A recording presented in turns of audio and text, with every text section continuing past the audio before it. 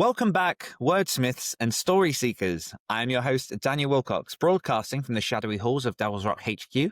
And tonight, I am ecstatic to share the writer's chair with the authorial powerhouse that is Luke Kondor. Luke is a... Hello, Luke. Not yet. Come on, Sorry. Jesus. We've done enough of these.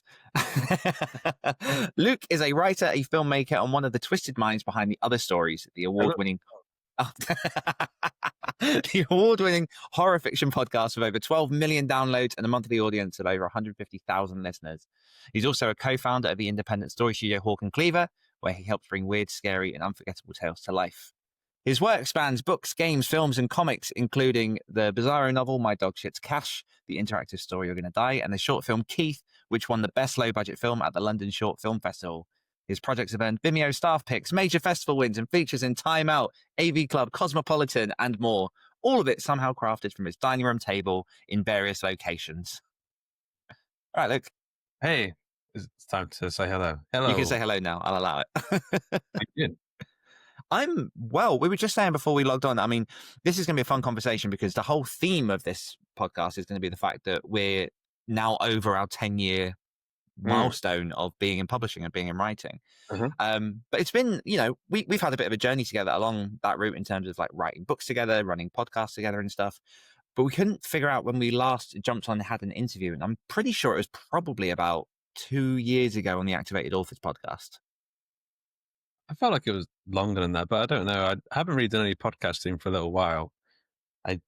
Other than the other stories, because that's different. This is like an interview thing, but the other stories is It's more putting your face on the screen. Yeah, and I've got such a huge face, which I forgot about. It's taking the entire beard had 10 pounds. 10 pounds. Here's a heavy pounds. beard, yeah. It is. Just drags your face towards the underworld. Yeah. But no, it's been a hell of a journey, and yeah, like I think I've wanted to have you on to have this kind of conversation because, as I say, I hit my 10-year publishing milestone in. I want to say it was May of this year. I know you. I think you published a novel or two just before I published my first book. Maybe were you? What? Tell us a little bit about your first books. So my first book that I wrote was after we met and started hanging out digitally. So it was like 2015. I wrote my first novel and published it, which is exactly 10 years ago, and I've written 10 books in exactly those 10 years. So it's interesting to look back. I mean, 10 years is so long and so much has changed. Mm-hmm. I mean, we have like proof of life on Mars now. We have androids, home assistant androids that like do the dishes for you now. And we have working AI that very like lifelike. And it all kind of feels a bit like mundane. I feel like I was more excited about just finishing a book recently than all this amazing science fiction stuff that's going on around us. Still finishing a book is still, or working on a book is still the most satisfying thing to do. Yeah, it's such a basic thing at its heart. I don't know if you feel the same, but I think one of the lessons. So I wrote a blog back in April, May that's on my website about my top 10 lessons from 10 years in this kind of industry. Yeah, and one of the lessons just that continues to surprise me because it's such a basic thing. And writing never really changes. Writing at its core is sit in a chair and write. That's it. And then you obviously, mentioned there about all these different technological leaps, and we've got ChatGPT and we've got Grammarly and Pro Writing Aid, all these different like technologies and softwares and stuff that can help you be a better writer. All this kind of stuff. Yeah. All boils back to just that really simplistic act. And I think I'm constantly surprised by how distracted I find myself from that when I see. Someone over here doing X on this platform or someone over there doing Y with that software. And then you end up chasing these things being like, oh, there's another way. It's going to be easier. It's going to be easier. And then every few months I have that moment where I sit down and I'm like, no, it's just this. This is writing. It's super interesting, isn't it? It's like everyone, when you first start out, you're trying to find like, oh, if I just do this other thing, that will help my novel writing. Like if we start this short story podcast, that will help our novel writing. If we start a blog or whatever, it will help our novel writing. And most of the time it doesn't. That ends up becoming its own thing. But then your novel writing kind of suffers for it. I think with the other stories I was telling you a little while ago, I just don't want to, I feel like I've turned into a publisher of other people, and that was never the goal. Although I enjoy it, the goal is to write books and get excited about writing, and like we have to just like remind ourselves constantly. Like the start of this year, I told myself I was going to get up early again at 6 a.m. every morning, and I was going to do like an hour of writing before the day starts. And that's like what I was doing 10 years ago, but Yeah. somewhere along the way, I just kind of forgot and thought, oh no, I need to do all this other bullshit. Yeah. But it's the simple stuff. And I remember like being on a call with some agents a while ago, and it was like loads of like writers on the call with us asking them questions, and so many of them were like, "Oh, if I had this many social media followers, would this help me get an agent? If I did this, if I won this award, would this help me get an agent?" And all of them were like, "No, you just have to write a good book." Like Hmm. that's all it really boils down to, is writing the best damn book that you can. And that's as easy and as hard as that. It's like getting a six pack. We all know how to get a six pack, Yeah. but there's a million different ways to like different routines and diets and stuff. And probably one will work for everyone. But it's as easy as that and as hard as that. Hmm. Just sitting, just doing the simplest thing, writing the book or crunches. Yeah. Yeah. At the same time. Yeah. Because this is the thing. Like, I find so I, if I flash back to 10 years ago, around the point that we met, which Mm. was end of 2014, end of 2015, because Sin to Smoke came out in 2015. Oh, did it? Yes. I would have thought it was 20. So I was living in London in 2015. I think we started talking when I lived in London. We did. Yeah, it was because the other story started in 2016. Yeah. So yeah, so I published in October 2015. I had the Facebook post pop up recently of like 10 years since. Yeah, yeah. And yeah. then obviously we met through, like I say, Butcher, then the Butcher introduced us. Serial killer in London. He hangs around in alleyway. I could see him as a serial killer. I could not see him as a butcher. No, no. But yeah, we met, like 10 years ago now. And at the time, I had not long started a full-time job. Like before that, like Bailey was very, very young. Like he was coming up to 1. Mm. I'd been running my own business for 2 years, editing and proofreading. And then I just started a full-time job in marketing for the Students' Union. I was doing a lot of that. Life was busy. We went into 2016, did the Other Stories podcast, started doing that, which was obviously between us, that was like an 1,000-word short story a month, which wasn't like, it was a lot of fun. And it was nice to have that kind of routine and rhythm built in. Yeah. But work was a lot. I had he's still alive, which is good. But I had a very, very young child in a full-time relationship. Life was very, very busy. But miraculously, somehow, they're weirdly the days I look back on really fondly, because it was like I don't know if it's the rose tinted goggles, because at the time I would have been incredibly tired, I'm sure. And like getting up at 5:30, 6 o'clock to kind of like drag yourself out of bed and write, especially in the beginning, was difficult. But that quiet time in the morning from 6 until at least 6:45, I Mm. loved that. And like, I've got them next to me just because I wanted to hold up some prompts. But like, we did those two like that year. We wrote Yeah. Lazarus, for Long, people listening, long book. Lazarus, Enter the Dead Space, and They Rot. I mean, they wrote like 80,000 words, and Lazarus was like 110,000 words or Oh something. yeah, So, Lazarus was a beast. yeah, long books. Yeah. In Yeah, these, we yeah. wrote those together in that year and obviously released them in 2017. Um, and somehow now I'm almost finding it harder to find time to write, even though I think I've technically got more time to write. Yeah. I don't know. It's the endless struggle. But when you talk about you enjoyed that hour to yourself, hour and 15 minutes, whatever it was.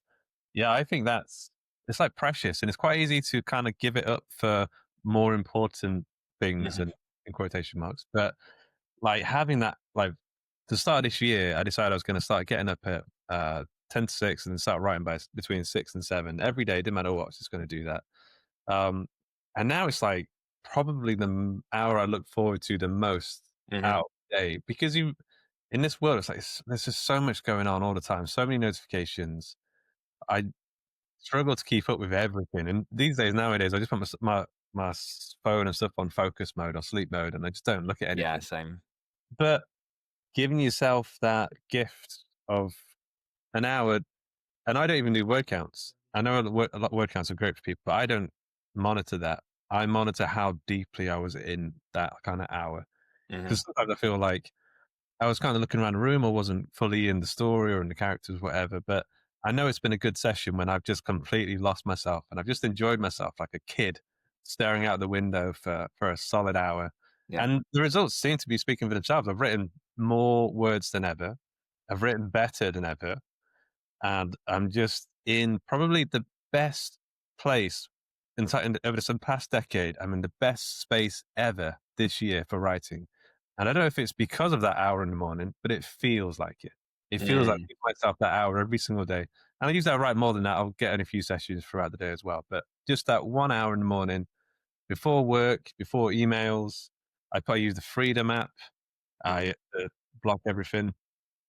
I put on some music, pour myself pot of tea because I'm not allowed coffee anymore. And then I just lose myself for an hour and it's amazing. Yeah. The So best thing. I have a slight theory that I'll circle back to in a minute, just because I think there's some similarities. Like we obviously talk a lot, and we have, excuse me, over the last 10 years. Like you very much feel like one of my like writing buddies, sort of ride or die. That we've just like constantly, we talk a lot. We've done projects together, and like we're very similarly minded in a lot of ways when it comes to this. And I have a theory that I will circle back to, but obviously the big thing you're saying there is not tracking word count specifically, which is Mhm. again another point that I came to on my blog, because I think word counts are great as a surface level metric to Yeah. easily see that you're making some kind of air quotes progress with your book. Yeah. Yeah. But we both know as writers, we could write 1,000 words each, and it, like, depending how much time you spent in that, depending, kind of the joy and the thought that you have when you're in that writing session, that can be anything from 1,000 words that are going to get scrapped and just forgotten. Like, they might get you towards knowing the end of your story, which I still Yeah. stand by, kind of working through a messy first draft and getting those words in, or 1,000 words of sort of quality, creatively satisfying artistic work that Mm. you're happy, you get that kind of satisfaction with, rather than like racing towards that must hit 1,000 words. Like, Yeah. tell me a little bit about that journey, because I know that you used to track words, and like you say, you're now moving away from that and finding success. So have you kind of had thoughts about what that's been like on your side, or what those kind of switches might be? Well, I we've been doing this for 10 years now, and I keep Every time we say it, it just blows my mind. I keep journals. I track my yearly word counts still, and Mhm. like I see sort of what my output was from each year. And I will say, some of the years when I was tracking word counts, I was getting lots of words in, but I kind of hated what they were. Like, and they didn't go anywhere. They were just it just felt like an exercise of moving my fingers across the keys rather Mm. than the exercise of writing great books, which I think is the end goal. And it's easy to cut. Do you know David Lynch's donut theory? No. So David Lynch says, I'm going to get this wrong, but he said something along the lines of, when you hold a donut up, it's so easy to look through the middle of the donut at everything that's going on around it, all these distractions that are going around it, but keep your eye on the donut. And like, that's the same with writing, but there's so many distractions constantly. I've completely lost train of what we were talking about. What was the question again? Word counts versus Yeah, time. okay, yeah. So the donut word counts. Oh man, my brain's gone. What was I just saying? Just saying about writing great books as opposed to kind of like the words that you hated, Yeah, yeah, because okay. So when I look back over the output and I look at the work I'm doing this year, when I'm focusing on, I even gave myself a mantra at the start of this year. I call it "Write Forwards." Did I tell you about this? no. Okay, so the idea is, and I even wrote it down, I'll read it to you now. Write forwards, never write backwards. Stopping writing is writing backwards. Thinking about writing but not actually writing is writing backwards.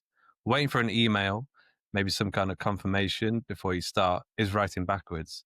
Rewriting is writing forwards, but if you find yourself idly moving commas and not making any actual progress, you're writing backwards. You finished a book, great. You sent it to an agent, a publisher, awesome. You're waiting to hear back, okay. You're not working on something else in the meantime, whether that's free writing, journaling, brainstorming new ideas, working on whatever's next, then that's writing backwards. Writing backwards is a loss of momentum. I'm not saying that don't take a break. Sometimes taking a break is writing forwards. Writing backwards is curling up into a little ball on the floor as the whole world continues to move without you, even though you know deep down that this isn't why you're here. You're here to be a writer, so don't write backwards. Stand up, drink water, brush your teeth, sleep, have sex, do your thing, but write forwards. And it's this idea of like word counts aren't necessarily writing forwards. Word counts could just be busy work. It's not. Hmm. It's not actually moving you forward for the work that you want to do. Yeah. Yeah, I hear that. And one of the things that I've always liked about you and what your mindset seems to be with writing is, we've had conversation about this before, is sort of art versus commerce side of things. And, you know, when we first set out to write They Rot, Yeah. we had very much in sight the sort of the commerce side, the commercial side of things, just because that was at the time, like we liked post-apocalyptic, we still do like zombies and stuff, and I Mm. think it was our first experiment together in trying to create a series that was commercially successful and kind of ticking all those boxes. um and there's definitely a creatively satisfying part in there artistically for me, and it's a book that like I'm proud that we've written together, and especially book 2 as well, like those two together. um but I know that my journey very much took me over the last 10 years much more down that writing for money route, because I was writing a lot of, I took the opportunities to co-write with people that would bring me that money. And I did Mm. ghostwriting, which is obviously trading writing for cash and that kind of stuff. So a lot of my, I'd say probably about 6-7 years of the 10 years has been writing as an earner, as an income, as a, basically the main income stream that I had. Yeah. Versus yourself, the writing that you've put out. Like, I love when I read a Luke book, because it's so 100% yours, and each idea is different, and you can almost like tell the space that you're in when you're writing each book in your personal life as well. That kind of like eats its way in, and knowing you, I can kind of see those. There's probably a balancing point between these two places, though, because Yeah, I for sure. I went the other way, and maybe I was focusing too much on myself, but also I think in the let's just call them the dark years. It was like years when I was writing a shitload, but not publishing anything, and feeling bad about the work, and feeling like I'm just not making any progress. Um, During like the man, my brain keeps going again. By the way, just I guess we have Yeah, to yeah, this that's like not it. a weird like illness at the minute. So if I repeat myself or like lose track of myself at any point, it's because I feel like I'm living with a concussion. So if I repeat myself or say anything again at the same time, so, yeah. But It's the fog has descended. the fog has descended. Yeah. Yeah, commerce Uh, versus art. My journey versus yours. The dark years. yes. So I found myself writing for other people's approval, but in the sense that I was trying to write books that someone could read and go, "Oh, this so it's like trying to write a rap and thinking that, oh, I want Eminem to like this. I Hmm. want some person of note to acknowledge that this is a great piece of work." And I think I was like getting too lost on that side of it. And it was only when I kind of reeled myself back in and thought, no, I just need to write what I want to write. Yeah. Like I think people aren't always honest with their tastes, their personal tastes. No. Sometimes people can become quite like tribal. It's like, I am the best horror appreciator. Hmm. I watch this awful B movie from the 80s 10 times every Halloween. And I think, no, you don't. I mean, maybe you do, but I don't That's not a think, life I want. yeah, I feel like just be completely honest. I watch some Pixar movies or play Pokemon or like whatever it is Hmm. that your taste is. Be completely honest with it. And that's even a challenge in itself because you can get distracted by, oh, the hot selling genre or Yes. whatever's working in the market. And it's like, yeah, I mean, if that lines up with your taste, then that's great. But be honest with yourself. If it doesn't, then you could be in for a bad time. Even if you get success, you might Hmm. not enjoy it. And Yeah. whereas I did the thing trying to appease some creative, I don't know, heroes or whatever that would never take notice anyway. You were working pretty much explicitly to market. Yeah. And I made good money from it. But the really interesting thing now is like when I am asked, oh, Mm. which book of yours should I read? Which one are you most proud of? They never enter my head. Like, I'm proud of those books, and I'm proud of the journey that took.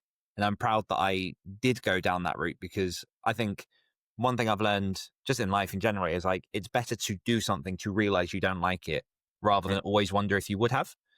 And, you know, I've got the Caitlin Chronicle series, which is a quadrilogy.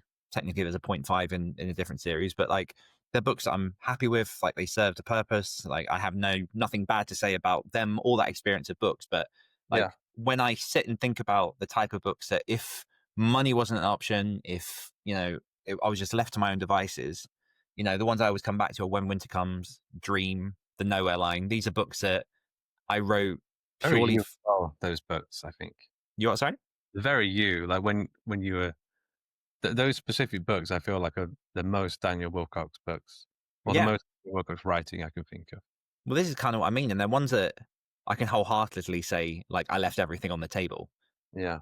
which is a nice feeling to wrap up a book and be like. Obviously, there's always things years down the line where you can go back and you can re-edit stuff, but I like getting to that position where I'm like, hands off, like, I'm empty, I'm done. I'm so given that everything that I can, and I could not have done better. Yeah. Yeah. So that's like I guess I was trying to look at what the phrase would be, but like your financial goal, when like, our creative goals in the sense of this is the kind of success we want out of these projects. Mm-hmm. But how has your voice changed, or your opinion of your voice, or your approach to how you think about your creative voice over the years? Yeah. I like that the idea that people watching this on YouTube will have seen the smile that just came on my face, because I love questions like that. Like a question where I'm like, I haven't thought about this. So Yeah. how has my opinion of my voice changed over the years, and how has it changed? I think I'm much more unapologetic now in what I like to write. And I mean, I always say to new writers, because, you know, obviously I coached writers for a few years, and it was always, the new writers were always like, how do I find my voice? How do I this? And like, I came up with an analogy that I don't know if will kind of resonate with you, but when new writers come to the page and you're trying to learn your voice, and I was very much symptomatic of this, I compare it to learning music. So if you're sitting down and working at the keyboard, they don't say, okay, play something and find your voice, like in those first things. They say, here are the 13 notes. Here's how someone else has played them. So practice playing their way. Here's arpeggios, here's scales, here's chords. This person, Bach, played like this, you know, I don't know, just forgotten every musician now. Like the Beatles played this like this. And you basically mimic lots of people's music until you get comfortable understanding the range. Yeah. And then you can start going like, oh, what if I tweak this? Okay, it still sounds Beatles-like, but I've made it a bit my own. And my writing was very much like that. In the beginning, I would come to the page, and I'd only give myself 15, 20 minutes to write in the very early days. But before that session, I would sit and read the Stephen King book of short stories that I've perpetually told people in all the podcasts that I used to read, like Everything's Eventual. Yeah. And I would read that for 5-10 minutes, really paying attention to like the words, the paragraphs, the sentences, just to kind of absorb almost by osmosis to then put into my work. So like, I remember one of the reviews that I think you put on Sins of Smoke was like, it's quite mature sounding, almost like an early Stephen King-ish. And it's like, it's because I was just vomiting Stephen King, basically. And then, you know, I was introduced to Bradbury, and it got a bit more flowery and purple. And then like Barker and, you know, Adam Neville, Nick Cutter, all these people kind of, I would always have that session where I'd read to begin with. And I would say, you know, my earliest work it's got me in it, but it's definitely me mimicking other people. And there's still an element of that now. Like, I've just read that Fever House by Keith Brosnan, which is phenomenal. Thank you for the recommendation. But I'm finding some of that leaking through into one of the latest Twisted Tales we're working on. But over the decade, I would say that I have learned much more, I think, to be confident in the pacing of what I'm writing, in just trusting that the uniqueness that I bring to the page. So when I'm creating a character that has certain ticks or a certain backstory, I'm like, I feel like in the early days, I was like, even though I try and make my characters 3D, they always felt flat. And I think that was a more mental thing on my side. Whereas now I kind of breathe life into them, and just, because I'm not too much of a plotter, when a side character comes in, I make them up on the spot, and I'm like, oh, this is Dave and he has a backpack, and this is this. And like, in the beginning, I was always like, oh, this is cheap, but I've learned to kind of like trust that. And in the edits, go back and really sort of flesh out those characters. Yeah. And yeah, now I'm much more like, I like writing the metaphysical. I like sort of a bit of the fantastical. I really lean in heavily on the close camera perspective into a character's brain, I think, and like what they're feeling, and kind of, I'm quite atmospheric with the things that I like to write. And I don't know how to explain that or why that attracts me, but I really kind of lean into that much more now. Yeah. Um, you reminded me of, I was watching an interview with David Gilmour, who's like one of the guitarists from Pink Floyd, and he's been playing for since the 70s, so like 50 years ish. And he said like playing guitar for him over the years has been a gradual process. He said with any creative act, it's a gradual process of finding other people and finding yourself. Mhm. It's like the more you do this stuff, I mean, you do go through phases of trying to like write like someone, but you kind of jettison those parts. You do take on the bits that are kind of useful to you and do feel right, but then you just jettison the bits that don't. And with Stephen King, every horror writer tries to write like Stephen King. It's just a start point. It's like book 101, like horror 101. Every horror writer tries to recreate his career as well. They think, oh, if I Mhm. just get a few short stories published, then I'll get a novel published or something. And I feel like you can't recreate a career of someone who made their career 50 years ago. Like, different aliens exist now. Come on, the world has changed. Um, yeah, but in terms of like voice and stuff, I don't know. I feel like very, very, very early on when I was writing very short stories, I was actually pretty clued in. Like the first couple of short stories, I feel like were really kind of what I wanted to do, which is kind of like a dark whimsy, I guess, something along those lines. And then I was kind of stuck in that for a little bit until we did the other stories, and we had a different theme every month. And I found that really liberating. Mhm. It's like, okay, this month we've got to write about zombies. And at the time I was like, I don't know how to write zombies. I mean, I like zombie films and zombie stories and stuff, but I just quickly held up my other prompt for YouTube. yeah, yeah. But I was like, I don't know what my take is on that. And then you just end up writing something because we've got a deadline we had to hit and we just had to get it out. And through that process, I've kind of realized that I actually love writing about these heavy genre stuff, but I like writing it through any theme, as long as you kind of approach it with the idea of, I wonder what that looks like through my lens of life, through Yes. my lens of taste and everything. And I feel like early on, I felt like quite clued into my voice, but then I lost it along the way when I was trying to impress people or something. I don't know. Um, and then in the last year or so, I think I've just completely gotten out of my way again, and it Mhm. feels like completely me. I'm just enjoying the writing so much now. It feels like I'm not trying to impress anyone. I'm just trying to write the kinds of books that if I saw someone else that published this book, I'd be super jealous. Like, Yeah. yeah, Yeah. that's my book. I Yeah. should. I just didn't put the effort in. I didn't write it in time. Um, and in terms of like, you don't outline at all. Not really. I kind of sketch down so I always say that I'll sketch down a protagonist and an Right. antagonist, whether that's monster, environmental, or an actual person. And then I'll know the flaw in the main character and how that gets resolved at the end, because obviously, they have to be the antithesis of each other. And I'll kind of have a rough idea of the ending I want to get to, and then I'll go. So I can do that with short stories. But again, this year, this is something that's changed. I'm a massive outliner now. I'm a Mm. huge chunking outliner. Chunking. My last two outlines was 15,000 words for one book and then 16,000 for the other, which is mental in itself. But I realized with short stories, um, I could do what you did. Like I could just like have a sort of an idea of like, okay, it's this guy. This is their flaw. This is how they're going to die. Most of the time, this is how they're going to die, or like this is how something awful is going to happen. And like you can kind of crank it out and just lose yourself in the flow of the moment and just figure it all out in like a couple of sessions. But with novels, I found I was approaching it in a similar way. Like, oh, I know who my main character is. I kind of know some of the scenes I want and how this is all going to play out. But then as I was writing, I would almost kind of struggle to get into the flow because I was like, if that guy can't come in now because that's going to break what I wanted to do later. Like I couldn't focus on the micro details of the scene because I was the back of my mind was like on the macro. Like it's like something like looking over my shoulder, go, no, don't do Yeah. that. Maybe you could do it. Like it was like over analyzing everything. Yeah. I found that if I just get my outline mapped out as fully as possible, I'm able to be more loose in my writing than I've ever been. Like I could just lose myself in the scene and I could go like wherever I want, but I just know that like the macro is kind of sorted out and I can kind of rearrange that anyway. I could just look back at my outline and go, oh, if I could just shift this down later, Yeah. it's fine.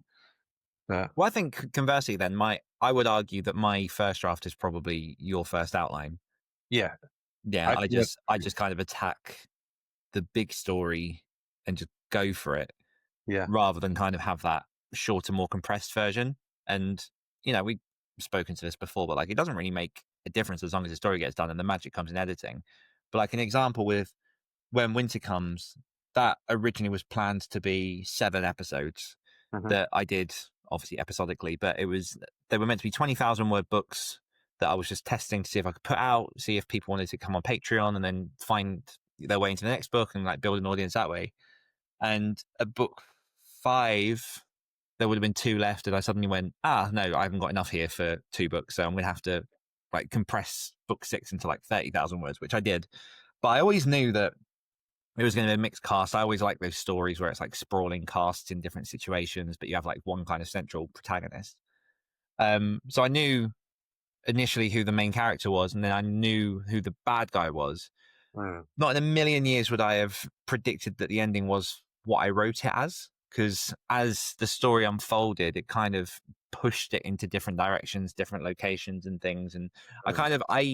I find that if I plan too much, I enjoy the exploration of the writing and allowing those sort of nuances and places to surprise me. Whereas the more I outline, the more I just feel like I'm putting like a Lego construction together. I mean, again, I feel like it's a balancing point. Like it's all about whatever you need to lose yourself in in the hour sessions or in whatever writing sessions Yeah. you have. And for me, it feels like I need that support of the outline. And like stuff changes all the time. Even when as I'm writing, things will come to me, but then I'll also update the outline as Yeah. I'm Yeah. updating like I'll do my writing session, but then later in the day I'll go to the outline and I'll look at it and I'll rechange things or change things again or whatever. Yeah. But for you, it sounds like you find the outline too restricting, whereas I found the missing outline too restricting. Yeah. Yeah. Yeah, this is again like this is a gradual process of unfinding other people and their processes and Mhm. finding our own processes and what works. Yeah. I think that was one of the things that I am most proud of finding when I used to listen to a lot of the different writing podcasts. Mm. And obviously you listen to a lot of the same ones in the early days. Like it always used to be, you are a Potter or you are a Panther. Yeah. And I kind of switched that a bit into this idea of like the spectrum of like a series of 1 to 10, 0 being complete Panther, number 10 being complete Plotter. And I think I'm about a 3 or 4 on there. Whereas it sounds like you're kind of making your way to maybe like a 6 or a 7, where you still got a lot of leeway to go. You're not like sort of when people plan out their fantasy realms and they've got their political structures and their magical systems and Oh stuff. no, no. And a lot of times in the outlines, I will just put in TK. Do you know what I mean by TK? Not So off the top of my head, but I've come across basically it. it's a thing that I think people use it in writing, maybe less so these days. But it hardly ever shows up in English language. So if your document is 90,000 words, you can Command F, search TK. Yeah. It'll get you to that point pretty quick. So I will just put Square TK. brackets, I do. Yeah. Yeah, exactly. Yeah, just whatever, like, whatever is going to help me get the first draft done. It's weird. I feel like as I've got older, I feel like the first draft, we talked about this loads of times, draft is really just to get to the end. And it feels like a sprint. It feels like you're outrunning your doubts. You're just Yeah. running like any complications. Like, I've got to get this done before I realize that it doesn't work. Or like, Yeah. get this done before my inspiration falls away or whatever. Well, that's what I used to love about running those nano camps. Was I remember we had one guy, I'm sure he won't mind me mentioning, but Pan, who was in the Activated Authors, and he had spent about 5 years doing about 80,000 words of his like sprawling epic fantasy novel. Yeah. And it was only half finished. It took him 5 years to get to that point, and then joined the November writing camp and finished the other 80,000 in a month. And obviously there's editing and obviously there's work to do, but that's true of both halves of that book. And I just contest that it's not until you've written the end that you can kind of pull back, see the skeleton of the thing you created, and you're like, oh, there's a problem. I can fix that now. Oh, now I know what the broad strokes are. I can weave in all the magic and twists and everything else and build But it from that there. comes with time, right? Like, Yeah. nowadays I know that, oh, if that scene is a bit shit, like if I've kind of done a bad job of a certain part, or if I don't feel good about it, I used to kind of obsess, like, oh no, I have to get that right before I can move on to the next scene, which is when I was trying to pants more. But now now after so many years of doing this, I know that I can revisit stuff, I can make stuff great. Like it'll take time, sure, and I'll maybe have to change it completely. But I have confidence in my own abilities now to say, I will fix it. Don't worry about it. I can do that later. Like it's by the time I've done my fifth, sixth draft or whatever, it'll be fine. Like you wouldn't be able to tell the difference. Where do you think that mindset comes from in new writers? Because like I had the same thing, you had the same thing, but obviously, like you say, experience breeds confidence. But there's a real need to get things right on the first go when you first start. I don't know. I think experience is the key, but I think I've been an extremely slow learner on that side of things. I think I was this weird mix of incredibly confident in the sense that I think I can do this, but incredibly overly self-confident of like, I don't know if I could do this like actual like story writing. I don't know. Like it was a weird. I had both feelings at the same time concurrently. I think I'm the same, to be fair. Like I've never doubted the journey. Not Yeah. really. Not like I've never doubted that I'm putting out my best. Do you know Yeah. what that means? But at the same time, like there's enough I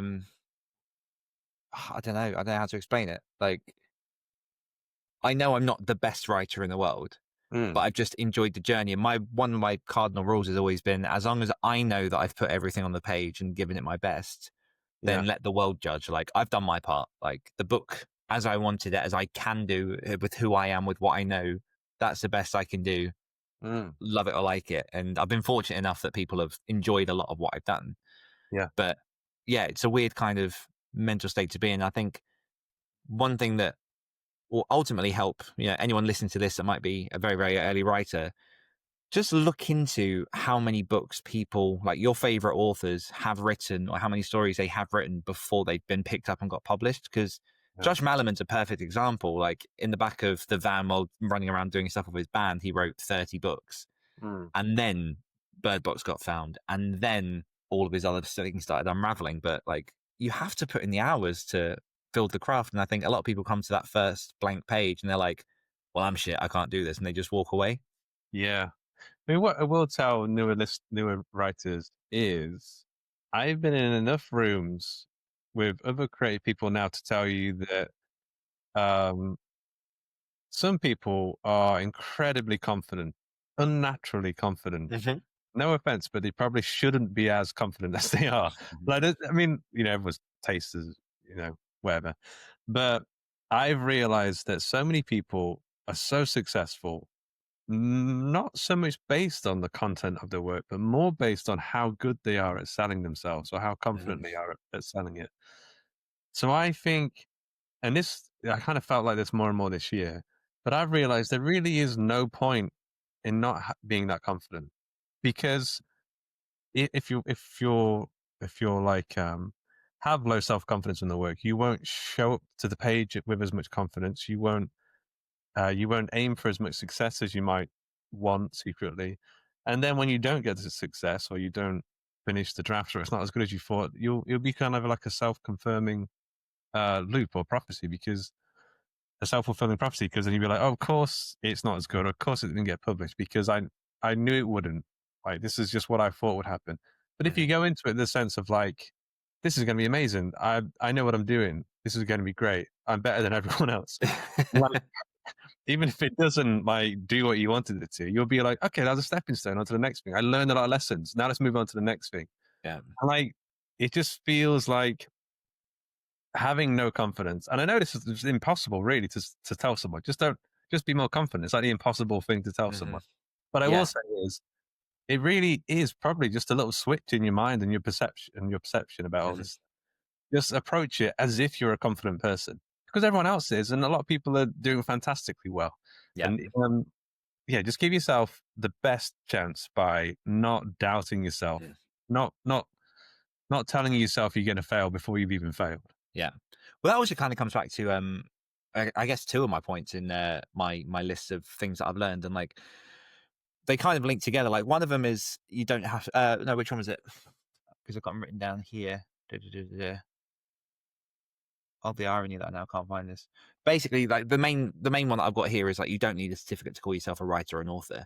Mm, Like I think a lot of people wait for you write something, as I did. My first, I've not really told this story too much, but my first ever proper short story where I was like, I'm going to give this everything, was yeah. a like 500-word piece maybe about my grandfather had to quit the fire brigade because of vertigo when he was younger, and it's been like a big sort of family thing, and like he always talks about the fire brigade and that kind of stuff.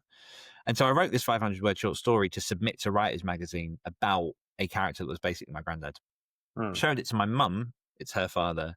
And I remember being in my mum's caravan that she had at the time. And in my mind, I'm like, oh, she's going to love this. She's going to tell me I'm such an amazing writer. This is all about granddad. And she looked at it and just went, hmm, and handed it back. And like, I think about that moment a lot because I'm brash enough, I guess, just to be like, oh, it's not for her. Like I work in marketing. So I very much like know that you need to find your right reader. Like not everyone's going to love what you do.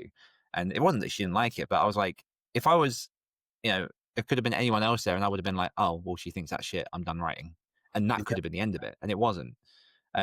So there's a real switch where, for the first few years, I remember kind of like quietly being like, what do you do? Oh, I write books, like I write books." Yeah. And then after a couple of years, you're like, "I'm a writer," and then after a couple of books, I'm an author. And not at any point has anyone patted me on the back, given me a badge, given me a certificate, and said, "You're an author now." It really is just you are a writer when you write. Yeah. You're an author when you publish, whatever that looks like. Yeah. I feel like you're one of the most confident people I know, in the sense that you will just do stuff and uh, have like success from it. So you're pretty good at that. I feel like I'm a bit slower, and again, I'm a bit slow in general, as people can probably tell. But I feel like I feel like we're all on our own journey, and this whole confidence game um, can take as long or as short as it needs. But I will say, it doesn't have to take that long. Like, don't do what I No. did. Don't overthink it. In fact, overthinking it, I think, is probably one of the main problems. People overthink everything, Hmm. overanalyze everything, and then don't actually just write the book or write the Well, story. coming back to the top of the episode, like sit down, grab a coffee, grab a drink, write. Yeah. That's the beating heart of Yes. this industry. Do you And find? I do, because I said that I'd look back to something earlier, and like you don't have to go in it as hard on your side, but I know this has been quite prevalent for me, especially looking back at it in hindsight. And I'll do my best to like not dive into like people's names or specifics and things, but I think I so I see my writing career in like a few different stages. Like the beginning stage is the excited stage. It's all the energy. This is new. This is exciting. Like, oh, I've met Luke. I've met Ben. I've met Matt. I've met Carl. We're like writing. We're working on this stuff together. It's very exciting. Things are happening. People are listening to our work. Mm, I had my most commercially successful years doing my collaborations and ghostwriting. And for a good few years, I was full time. I was coaching authors. Like I think 2020 and 2021 are my biggest output years, and the time where I was really like, right, I'm in it. I'm now like a staple of the self-publishing industry, and I'm here doing the thing. yeah. And then life collapsed, and I Uh, hit 2022, and it was end of 2021, 2022. My life, like big things, crumbled and went wrong. And even now, I'm at a point where I'm still kind of like digging out of what that was. mm, And I've alluded to it on a few things. And again, I won't go into too many details here, but like I my entire productivity stopped. I was still writing, but I look back at those years and I don't really feel like I'm as familiar with the work that I wrote in that time. But then, ironically, I still wrote the Nowhere line. But that was like, for me, that was very much my saving grace when those weeks, months where I sat down, I was writing that were like, I just need this. This is my therapy. And it was gorgeous and fun and beautiful amidst like chaos. Yeah. And I think I messaged you a couple of weeks ago and was like, I've not felt more like an author in years Mm. because my life's getting to a point where it's beginning to stabilize, Yeah. and financially it's better, and romantically it's better, and life-wise it's just better than it has been in quite a few years for many, many different reasons. And I know you've had a similar journey on your side of the table. Mhm. And I think it's something just for people to bear in mind that you might see people being very productive, being very active, doing all this kind of stuff. Yeah. It's easier to produce when there's less chaos, which sounds like a no-brainer, but like Yeah. at the You time, I was like really kicking myself about not being more productive. Oh, yeah. I mean, if you're tumbling down the pyramid of Maslow's Maslow, hierarchy, yeah, hierarchy. and you're trying to work out how you're going to pay for rent this month or whatever, it's incredibly hard to also, um, write. Because what's Just tough? relax. Just relax. Yeah, Yeah. self-actualization. There's probably a reason why all of the famous writers from before 1950 or something are all like super wealthy upper Mhm. class people who didn't have to work. Like they could just toss about on beds of flowers, writing poetry. Walk for 5 hours a day. Yeah. So, what do they call it? Parade? No, what's the thing where serenade? There's a thing where it's like a fancy way of saying they go for a walk around. Parading? I don't know, something like that. Patrolling. Very, the very Bridgerton life where they don't have to worry about eating and stuff. But like, yeah, if you're struggling in your life, and we've both been through situations, like when I was 2024 was probably like the lowest point for me. It was Mhm. like living out of my car for a week. And in a weird way though, you go through these awful things, and there's a part of me that's always like, well, at least it's going to help my storytelling. Yes, At least, 100%. like even now I'm thinking of like, yeah, it's about a character who's going to live in a car. He's Yeah. going to, like, all this stuff I'm kind of, literally going into work tomorrow because they're doing a lockdown training for like stabbing scenarios. And I'm only going into work so I can go through that training for a book. Yeah. that sounds dark. Mhm. Yeah, I mean that's the world we live in now. But yeah, if you are like falling down Maslow's hierarchy needs, I don't think you should put any pressure on yourself uh to to go hard on it. Right now, but I've got this weird illness. So I'll tell listeners about it a bit more.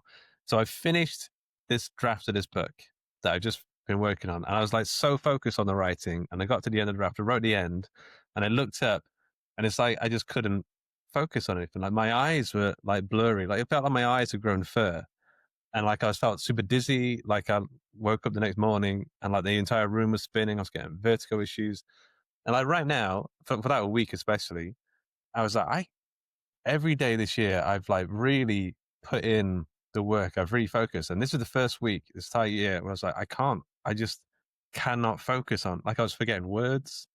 I was like, it felt like I'd been punched in the head while I was sleeping. Yeah. Maybe that did happen. Like, Maybe. Yeah. camera setup. But for, like this last week, I have definitely fallen down a little bit on that hierarchy of needs. So I just thought I need to get healthy again. I need to not look at screens. I need to lie down a lot. And even though I've done like a little bit, because I kind of still need to do some work, Mhm.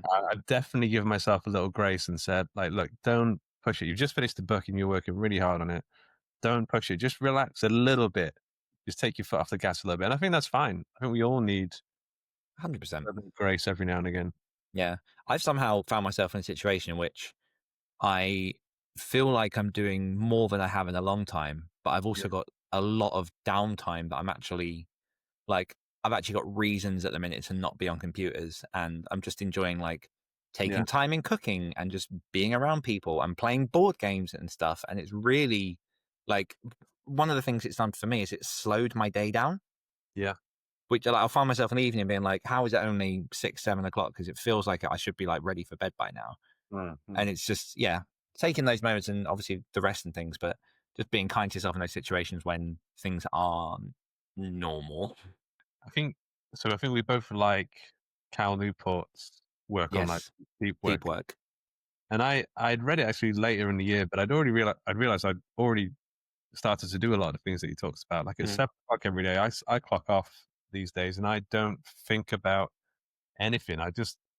Me and my wife cook some food, and we just like talk and sing songs, or like just do anything other than like think about work or think about writing or anything. And that has helped a lot, because I think like the next mornings I felt a lot more fresh when I go back to the page. Yes.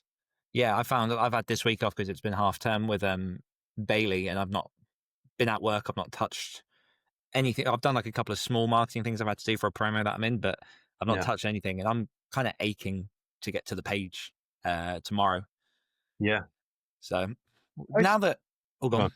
No, I was just going to say, so I do like between an hour and 2 hours a day of writing most of most days this year. But I also work like a strenuous, a mind-based strenuous job. Like it's quite taxing on my brain. And I was thinking, if I didn't have that job, would I do much more writing? And I think maybe only another hour or something. I'd probably just sign off at that point, because going back excited the next day, keeping yourself excited is also, I think, one of the main challenges of writing. Like making sure you're inspired, keeping yourself excited about the projects. Yeah, don't know. Mm. Well, now that we're rounding up to the hour on those podcasts, I've got one more main question for you, and then I do have our wonderful quickfire round, Yeah, which will be fun. But after 10 years of writing and publishing and being in this industry, yeah. what would you say is the single secret sauce for writing that you would give to like a new author? Uh, I mean, it's almost so obvious. It's like just write, Yeah. but like it's too obvious. I would say, But this is exactly what we were saying at the top of the episode. It's obvious, so obvious that people gloss over it. yeah. Like I said, like earlier, with like writing forwards. I think that's it. I think write forwards. With like Pan, you said that he'd written half of his book in 5 years, and then you get to a point where you're stalling. That's the point where I feel like you're writing backwards, like you're falling backwards. Like It's doubt making you revisit your earlier pages. Yeah. whatever it takes to write forwards. And then the writing forwards, like I said earlier, can look like many different things.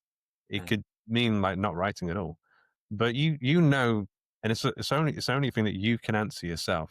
Like, am I wasting time, or am I actually writing forwards? Sometimes writing a shit ton of words is not writing forwards. Like I was doing in the dark years. That wasn't writing forwards. That was, I don't know what that was. That was just Committing to pretending. the practice. Yeah, just like moving fingers across the keys and not actually Mm. doing the work. Yeah. See, I'm going to cheat on my own question and say like two things. Number one, finish what you start. Yeah. So like that's the minute I wrote the end on my first draft of my first novel, which has Right. never been published, and I don't think anyone's even read it apart from me. But the Yeah. minute I hit the end, I was like, I can do this again. Like Right. I did it. Like the rest is easy.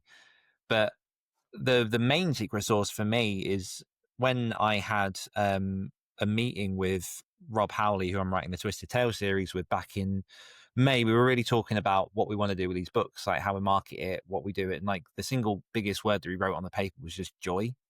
Yeah. Just enjoy what we're doing, which I think if you're enjoying what you're doing, a lot of it falls into place anyway. Like it's easier to get to because you're enjoying it. Like you have more fun because you're enjoying it. You finish because you're enjoying it.